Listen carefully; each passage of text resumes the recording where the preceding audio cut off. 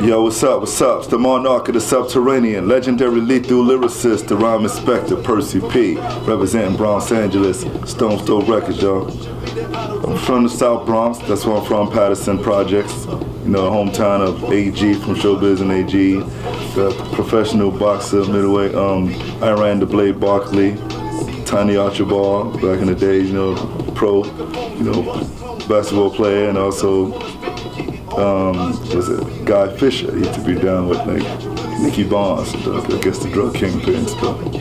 But yeah, that's where I'm from, Patterson Housing Projects, and you know, South Bronx. But in my early years, you know, I just was exposed to hip hop before it really hit the records or the industry or radio. You know, I just saw it from the infancy stages in the parks. And actually, where I'm from, my block is 145th Street, but my project is between Morris Avenue and 3rd Avenue. But my block is the end of the project, but the nearest train station to me is 149th Street, Grand Concourse, which most people know the Writer's Bench, or 149th 3rd Avenue train station, the same distance going.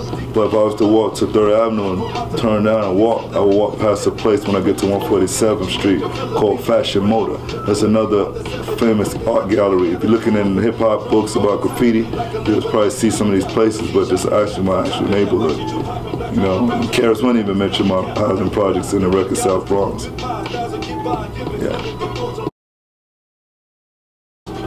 Well, my influences was the early pioneers, you know, Grandmaster Flash and them, the Cool Hercs, and I just saw all that and the people that was inspired from them. On the street level though, the guys that never made the records, that came out still in the parks and doing this. My oldest brother, my uncle, Jesse, you know what I'm saying? He was down with Tila Rock. They had a crew called the Undefeated Force. So when I was a little kid going to my grandmother's house, I would see them over there. Yeah, so my earliest influences were people like the early days of hip hop before his records, the people that came out, the tapes, you know, people like Cool Hercs and Grandmaster Flash, Furious 5. Before there's Furious 5, there's the Furious 4. The Funky 4, you know what I'm saying, plus one more. Crash, Cruise, Cold Crush, Fantastic 5. Before there was Fantastic 5, there was the L Brothers. And a lot of those early pioneers, that's in Africa Bambaataa, of course, you know, Soul Sonic 4, Zulu Nation, because there's different crews. That was in the Zulu, you know what I'm saying? But I heard them tapes, plus just people out in the area throwing jams, like in my projects, Patterson Projects at 18 Park, which is in front of my building, or the other side of the project. Then across the street from Patterson, you have my Haven Projects, which they had their own thing they call the Dome. It's like a stage up on a high platform. People used to jam up there, and the crowd used to be down on the lower level. So that was across the street from my project. So I had that. Clark Park, which is across the street from that dome. It's a playground, but Clark Park is a junior high school. So jams was thrown there, but around that area where I'm from in the Bronx, ain't nothing but housing projects all over the place. So every project was throwing their jams, you know what I'm saying? So you had their people from different things. So that's how I grew up. I just grew up watching all this hip hop, never knowing this stuff was going to be on radio and people would make records and people like Run DMC would come years later, because all of them was inspired by the same people that I'm talking about, those kind of early hip hop days, you know. Certain places, you know, it started from the street, you know, parks and all that stuff, and then hit the clubs, you know what I'm saying? But in 1988, I would make records, but I still was inspired from those people, like Tila Rock said, you know, Tila Rock was down with my uncle, the Undefeated Force, you know what I'm saying? But Tila Rock is the brother of Special K from the Treacherous 3, you know what I'm saying? So I had influences and just direct contact to certain things, and then who inspired me to really push to make records more was the almighty KG from the Cold Crush, who I met at B-Boy Records. I used to go down there to the label all the time, trying to get on, you know, after high school. I would sometimes even cut school, go down there, me and my man G Smooth. Go down there because once the record South Bronx came out, we heard that the label was in the Bronx. Like, let's go over there. So we just went all the time. I met Scholar Rock, I knew him. He was really cool. He liked me a lot, so he kind of took me, like when he would leave, he'd be like, yeah, I'll drop you off around the block while I keep going. So we used to be in the cabs getting dropped off by Scholar Rock. stop. He had to pass Patterson for him to go home, you know what I'm saying? And a lot of stuff like that. You know, KG was the person that first put me in a real recording studio. He heard me and was like, yo, you dope. So he'll come to my house and start telling me to come, and I'll go, and then from going to B-Boy, I met Ultramagnetic, because they used to come doing beats for Scott and Seth G, you know, he used to do. So that's how I met them. And KG was taking me places like to the World, Latin Quarters, Mars, you know, Zodiac, places that he could get in for free. Like, oh, it's KG, but they were me. So when I was hanging with him, being under that kind of, that inspired me to see that. Like, y'all gotta make my own records, man.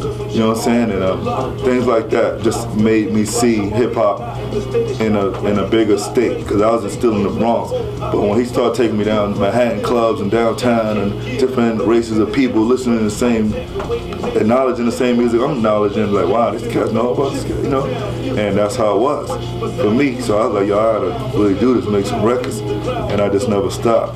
But I met the right type of people, and people that hooked me up. My man Aaron D, God bless the dead. He the one who, he from my project too. Me and my partner Tanique from Patterson Projects. But Aaron D, we used to go with him to the studios. He used to go to Power Play Studio, working with Ivan, DJ Doc Rodriguez, who used to work with Rakim, Karis Ones, and all them early EPMDs, and you know, Power Play Studio. So we used to go hang with Aaron D in his studio. That's how we met DJ Doc. So when Aaron told the people that was putting out the first record about us, me and my partner Tanique, it was called Top Priority.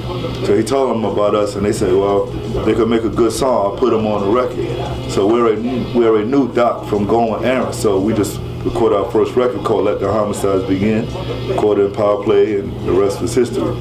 And when we made that song, Hank Love and the DNA Hank Love shows the first to play it regularly, weekly rotation.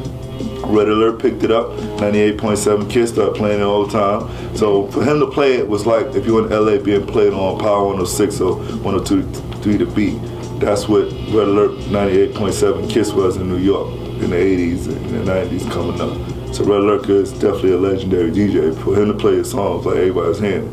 And it was that, and this is before like, and then in 1990, I met Stretch and Barbito.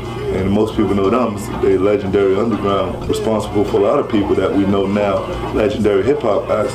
But they invited me to their second show on air. The second show that they ever had on air, they invited me, I didn't show up. The third show that they had, my first time I was down there. And I brought people to them, I brought Ultramagnetic to them. I brought them down there with me. Because they was fans, but they didn't know the artist personally. So I knew them, I brought them, I brought AG from my project, brought them down there. A lot of my family, a lot of other people. Organized Confusion, when they was down there, first time I was right there. But they went to high school with me, so before they was rapping, I knew them. You know what I'm saying? So I just was around. And being on that radio station, being a part of it, I became a part of the show as well.